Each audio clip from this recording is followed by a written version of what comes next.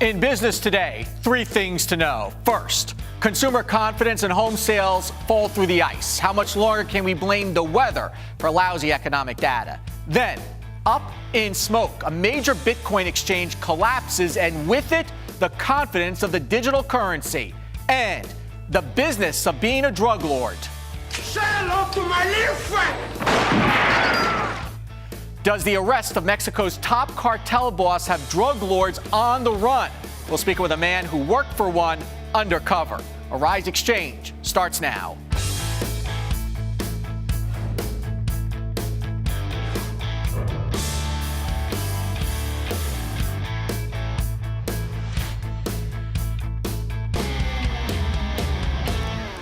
Hello, everyone. I'm Andrew Schmertz. Consumer confidence got the cold shoulder in February, falling further than economists had expected. The Conference Board reporting that the index fell to 78.1, while the consensus was 80. Once again, most say the cold and icy weather along the eastern part of the U.S. is to blame, and that overall the economy is humming along just fine, if not a little slow. A quick recap of the poor reports that have been blamed on the weather this month. Retail sales down.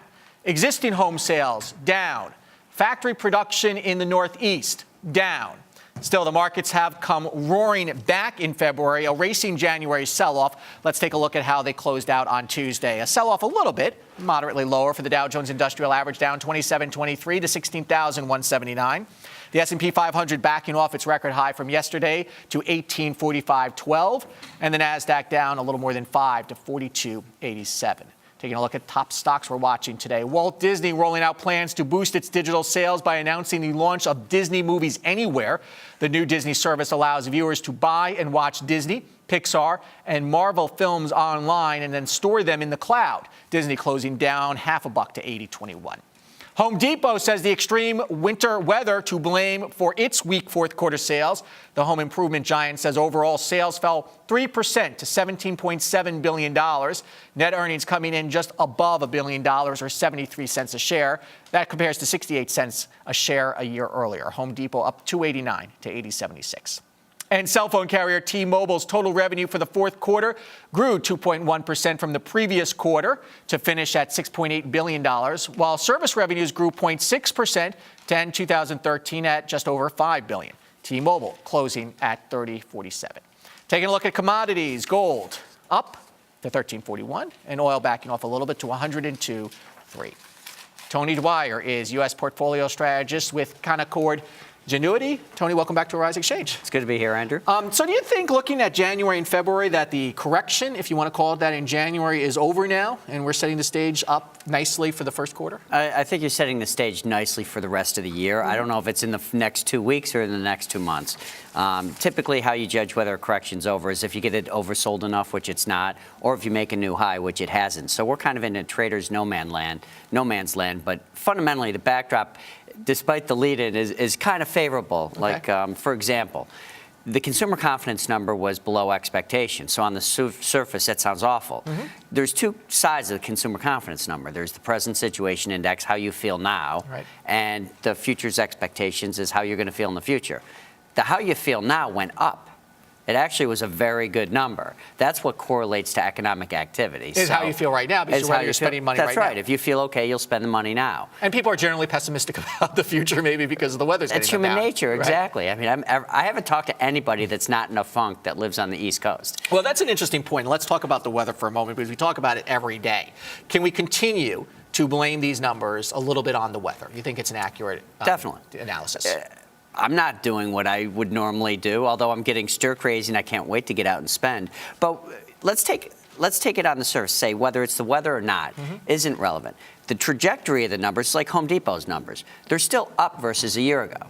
The market correlates to the direction of earnings, not the rate of change, and that is driven by economic activity. Again, not the rate. You don't need strong economic activity. You actually want choppy, kind of weakish economic activity from a market standpoint. It's not a socioeconomic statement. Sure. From a market standpoint, because it keeps the inflation at bay. It keeps inflation low. It keeps the Fed low. It keeps the yield curve steep. It keeps credit flowing, and it creates a longevity of a recovery. The markets don't want anything looking like a bubble right now and a boom, is what you're saying. They like where we're going because the Fed won't do anything too aggressive and interest rates won't go up. And so it is.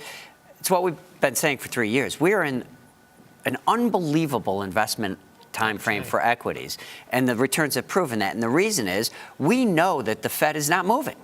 You know the central bank's not moving, so you don't have to fear that inflation's building up and the Fed's going to tighten and it's going to crush the economy. That's not been the issue. In fact, your notes say that you think that we're at least 4 years away from a market peak. Statistically, we're at least 4 years away from a market peak, and very quickly is how I get there. The Fed is saying that they're not going to raise rates for another 2 years. So literally, you can't invert the yield curve for 2 years. The only thing that is a guide as to whether we're going to have a recession is when short-term interest rates trade above long-term interest rates. That can't happen if the Fed doesn't move. So that's 2 years.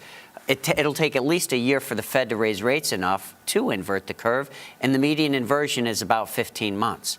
Right there, you've got 4.25 years at the earliest before you can have a recession, assuming you don't get a monster ramp in inflation. Or any sort of external force on the markets. Even external force on the markets does not create a recession. For example, let's talk about the Asian economic crisis, since that's kind of in the spotlight given some of the emerging market weakness. That did not create a recession, nor was it the equity market peak. And it really created a correction. And it hasn't impacted beyond the correction. Tony Dwyer, thank you so much. Thank you, Andrew. Okay, talk to you soon. Coming up, the Bitcoin bombshell. What's next now that Mt. Gox has collapsed? And we'll explain to you what Mt. Gox is. You're watching Arise Exchange.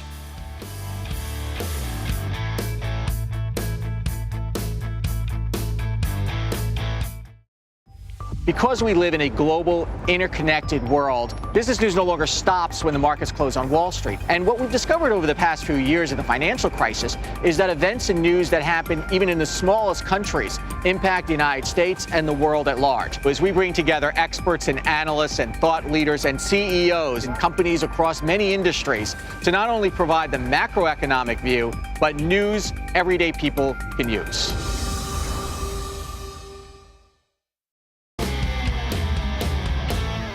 Welcome back to Arise Exchange for this Tuesday. The Bitcoin trading website Mt. Gox collapsed Tuesday. It was taken offline late Monday, putting at risk millions of dollars parked there by investors who bought and sold the digital currency. The exchange also deleted all of its tweets, and Mt. Gox CEO Mark Karpeles resigned from the Bitcoin Foundation's board of directors this weekend. Protesters have now gathered outside of the former office of the troubled Tokyo-based Bitcoin exchange after they were unable to access their funds. Basically a run on Bitcoin money, I guess. Melanie Ralph reports. Worried Bitcoin investors are converging on the Japan-based offices of Mt. Gox Bitcoin exchange, hoping to get answers about their investments. Earlier in February, the best-known digital marketplace operator halted withdrawals indefinitely after detecting what they called unusual activity. This is the man they're wanting answers from, Mt. Gox former CEO Mark Karpeles. One of the protesters filmed Karpeles entering the building just a week ago.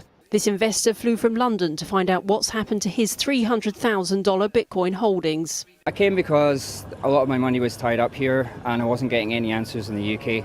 They were not going to answer me my concerns. They weren't answering anybody. So I thought the only thing to do would be come out here and try and talk to the CEO personally. Bitcoin exchanges allow users to convert their Bitcoins to US dollars and other currencies, but Mt. Gox's homepage wasn't loading. 6 other major Bitcoin exchanges have released a joint statement distancing themselves with Mt. Gox. Reuters interviewed Karpeles last year, where he highlighted the risks of Bitcoin investment. If you buy Bitcoin, you should buy with keeping in mind that the value could be zero the day after. For now, even if it shouldn't happen, there's still a chance it could happen. With Bitcoin being vulnerable to technical issues and cyber attacks, the virtual currency isn't an investment for the faint-hearted, something that these investors are finding out firsthand. And questions surrounding the future of Mt. Gox and Bitcoin continue. No word yet on when or if the exchange will be back up and running. Our Bitcoin expert, Max Raskin, joins us with more. Max, thank you for coming by Rise Exchange to explain this. I guess this is the first run on a Bitcoin bank that we've seen.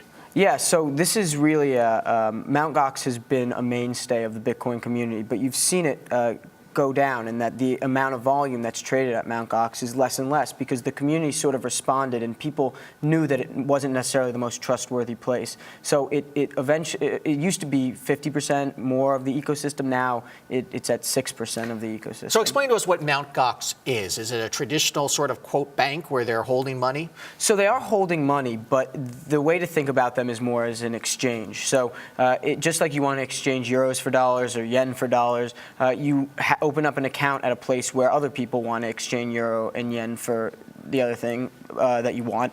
But for Bitcoin, you could only really do it at Mt. Gox, which is in Japan, or you would have to do it at a place called Bitstamp in Slovenia. There's no US-based exchange right now. Okay, so what happened here with Mt. Gox? Where did the money go? So that's the, I guess, $300 million question that no one knows the answer to. A lot of people think that they were potentially stolen, that $300 million worth of Bitcoin were stolen. Some people think that there was a technical error. Some people think that they might still have it and that they're just waiting to figure out how they're going to disperse it. They've been very quiet about this a little bit. They've been very cagey. So they've been putting out statements very intermittently every once in a while. There's been some talk that maybe an acquisition is going to be happening. But right now, Mark and everyone from Mt. Gox, Mark being the CEO, has been very, very quiet. Now, if I put my money in a U.S. bank, it's insured. Is there any insurance for any of these exchanges? No. So right now, what's important to realize, if anyone's interested in getting involved in Bitcoin, is that it's it's kind of the Wild West out there. And that's both a good thing and a bad thing. You don't have innovation if you don't have risk. But similarly, with risk, you're going to have things like this happen. In the early days of any bank, you know, banks get broken into and banks get stolen from. And this works on a level of trust.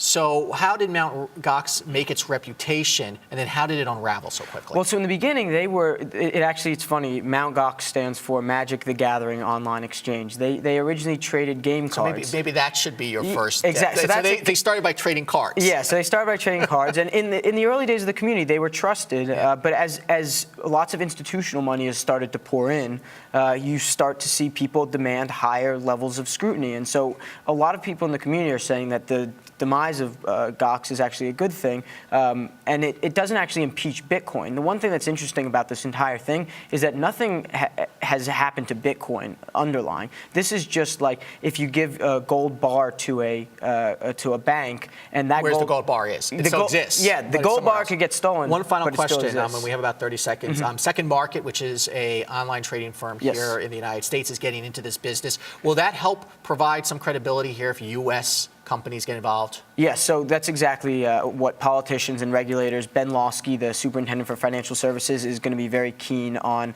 seeing U.S. companies open exchanges because he doesn't want this kind of thing happening. He doesn't want business going overseas, and he doesn't want this kind of fraud happening and overseas. I'm sure the regulators are going to start to perk up. Max Raskins, thank you so much. Thank you. Appreciate it. President Obama continues to look for ways to find jobs for Americans, this time in two troubled cities. Today, he announced two new manufacturing hubs aimed at creating good-paying jobs in Chicago and Detroit. The Detroit Institute will focus on lightweight and modern metals manufacturing, while the Chicago-based hub will center around digital manufacturing and design technologies. Both manufacturing institutes will be supported by $140 million in federal funding and led by the Defense Department. And as the administration pushes to create new jobs, others are vanishing. J.P. Morgan plans to cut another 8,000 jobs as its mortgage and its retail banking business shrinks. Total staff cuts at the company since the start of last year have now numbered 24,500. Back in 2013, the firm indicated it would axe up to 19,000 in the two divisions by the end of this year.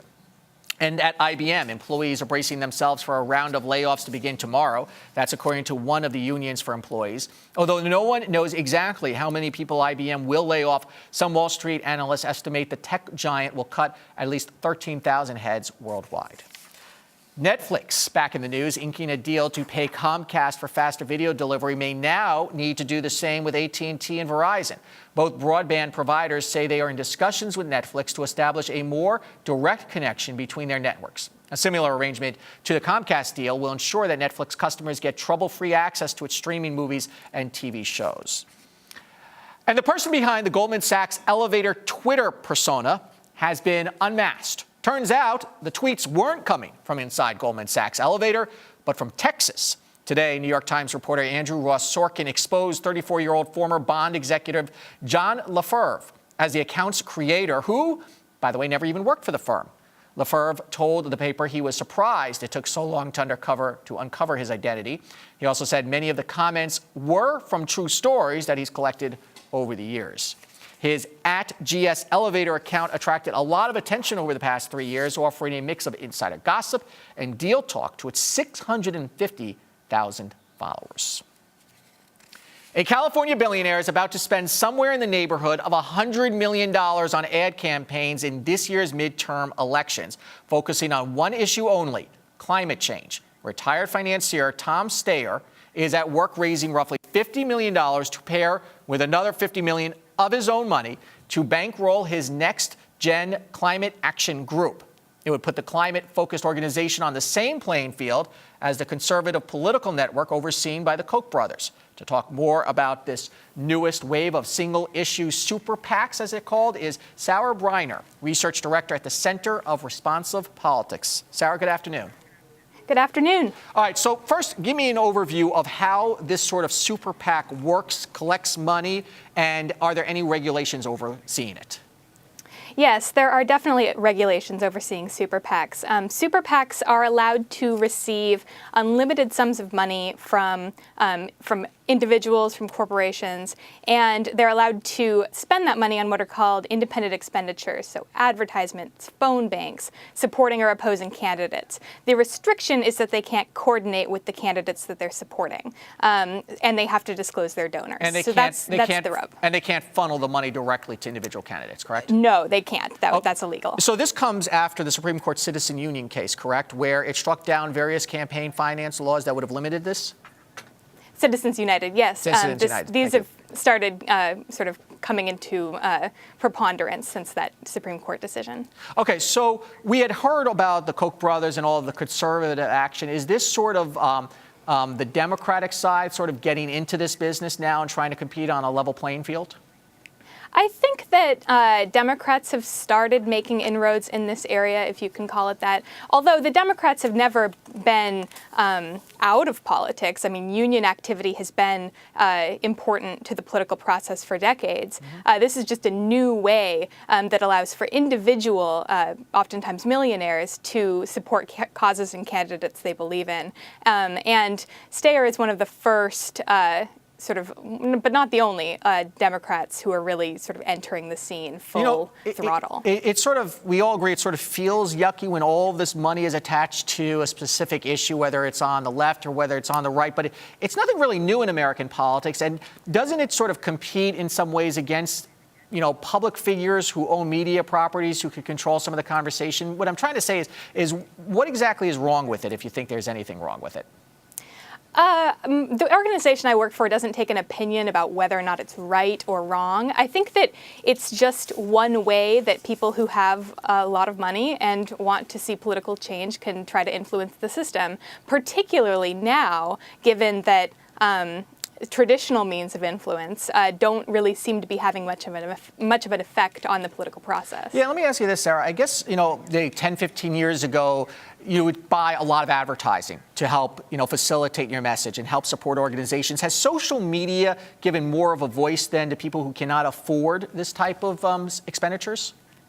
Potentially, although there are means by which social media can be bought, and sure. So I think that money still matters there. But I think with Steyer, he's trying to become the biggest donor to super PACs related to climate change issues. But he'll be competing for that sort of title with the League of Conservation Voters, which is a very different kind of organization that has a lot more popular support than a single individual with a lot of money. And he's been very involved in politics. He helped elect Terry McAuliffe, governor of Virginia, for example. So what do you want seen? What does your organization sort of want seen without taking a position, obviously, on all of this money?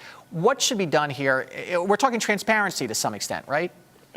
Yes, and super PACs are transparent, and Steyer has been very transparent with his goals and his hopes. And I think that what we want is just for that money and the way it's spent to be visible to the American public, so that when an advertisement runs bashing or lauding a candidate's environmental record, they know that that advertisement is brought to you by sort of people with a large sum of money. And in about 20 seconds, it differs from what the Koch brothers do because that's called dark money. Can you explain that? Right. Yes, the Koch brothers and other individuals set up nonprofit organizations which do not have to disclose their donors to the public, and then they shift money amongst themselves. We've recently discovered that their network is worth over $400 million, wow. And much of that money is just not transparent to the American public. So it's a little bit different, but it's still big money with a few, sort of brought to you by a few people influencing American politics. Sarah Briner, Research Director of the Center for Responsive Politics. Thank you for talking us through this today. Thank you. Ahead, the Sochi Games featured some of the best athletes in the world. Our two favorite people of the day, however, not among them. You're watching Arise XChange.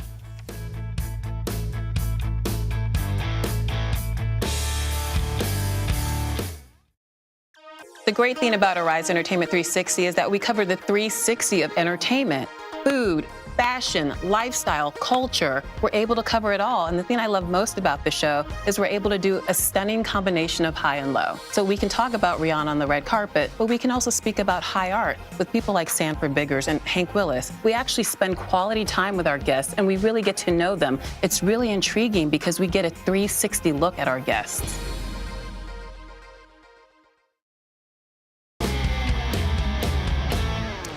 Time now for our favorite person of the day, when we pick one person who grabbed our attention and not for the right reasons. Today, it is actually a married couple from Montana who bought citizenship from the tiny Caribbean island of Dominica and joined the non-existent Dominica ski team, all so they could then crash the Olympics.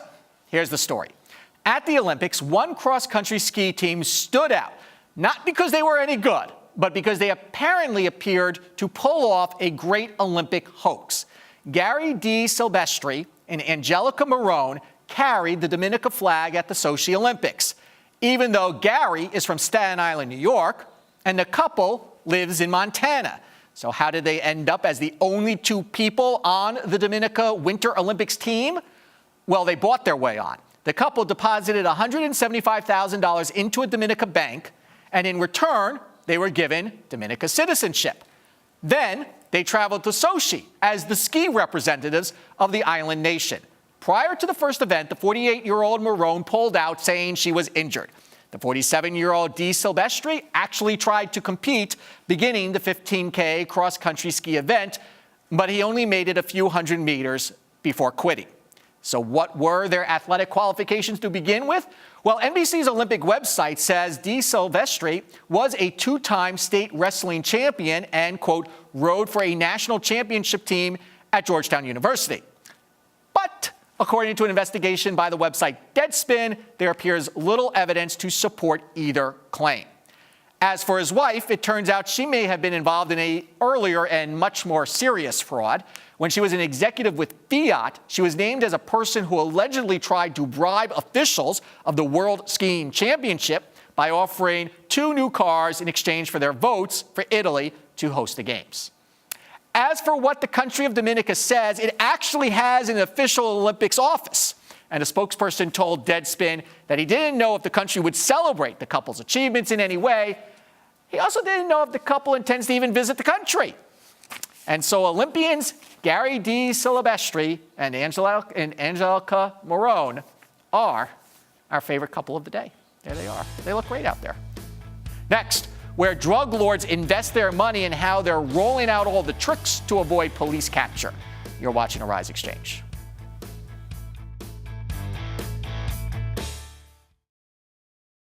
One of the great things about Arise Entertainment 360 is we have this Arise to Your Health segment, which really focuses on the holistic approach of being healthy. So we do everything from working out to juicing to getting in shape by doing fun exercises like bouncing on a trampoline or wearing these bouncy boots on our feet when we're jumping all over the set. We've done karate, we've danced the weight off, we've done just about everything. And of course, I love when we eat on set, but we do it in a very healthy and clean way.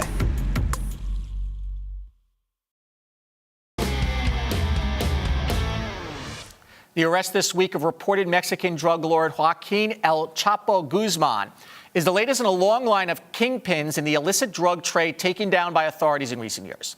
However, for every one that's taken off the streets, investigators say there's a new drug lord waiting in the wings. No one knows this more than our next guest, who spent almost 3 decades working as a high-level U.S. federal agent. Robert Mazur is also the author of The Infiltrator, My Secret Life Inside the Dirty Banks Behind Pablo Escobar's Medellin Capital, and the president of Chase & Associates. Mazur joins us by phone, and we've created a silhouette to hide his image and protect his identity. Robert, a big honor having you on board. Thank you. Well, thank you for the invitation. So let me basically start by asking you, what exactly did you do for the cartel when you were undercover?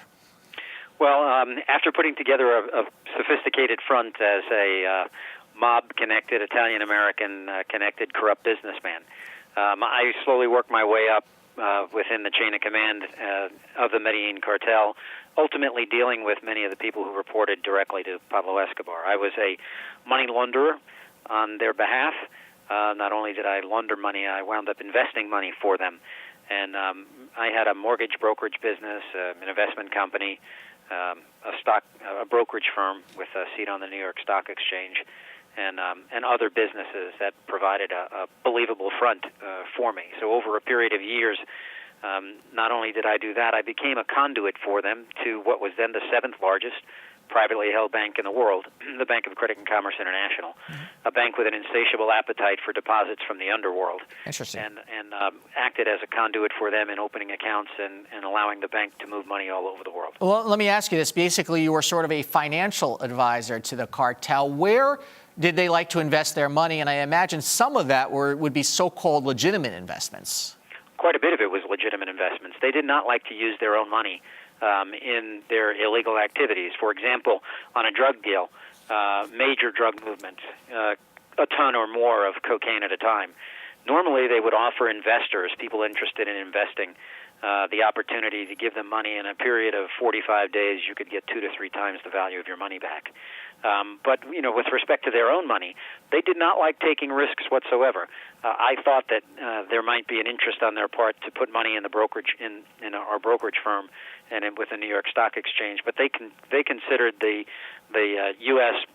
Brokerage markets to be nothing less stable or more stable than Las Vegas. Right. They really would prefer, mostly it was CDs, financing the construction of high-rises. It's interesting because it's sort of ironic. They're in an incredibly risky business where they could get arrested and killed, yet they put their money in very conservative investments, and that surprised you. Well, not really, because they run that they run it like a Fortune 500 company. Yeah, they really don't. And as far as risks are concerned, at the particular time when I was dealing with them, having a murder committed was not that risky for them. I mean, they controlled the police, they controlled the judges, they controlled a lot of things, and so those weren't really very, very high risk. What's high risk is whatever happens to the money, as they call it, coronado. It's crowned. When the money is finally earned after all of the work in the drug business, that was the most precious and important thing to them, and they didn't want to take risks with it. Let me ask you something. It would seem, and I could be completely wrong, that we know who these people are who lead these cartels. Why is it so hard to build a case against them? Well, in some instances we know who they are, but I tell you, in the instance when I got the opportunity to work within the Medellin cartel, many of the people that I met were people that were totally unknown to law enforcement before that period of time. We're talking about lawyers, doctors, corporate exec types, people who were involved in command and control decisions. Pablo Escobar was the face of the Medellin cartel, and certainly he wielded power over these people. But a lot of the people that were involved otherwise appeared to the communities in which they lived, and certainly while they were present in the United States, to be legitimate businessmen. And are they, El Chapo had 43 cars, 16 houses. Are they sort of out there like you see in the movies, flamboyant, or are they well hidden? We have about 40 seconds left. Well, you find both types. And what you just mentioned about El Chapo's assets is probably a drop in the bucket. I'm sure he has much more. The man's a billionaire. And do you think we're going to see more of these arrests? Are they on the run, or is it just an endless supply of people? There's an endless supply of people and an endless supply of drugs and an endless appetite within the United States population to consume those illegal drugs. So until we start really getting it on all fronts, we're not going to stop this just from the supply side.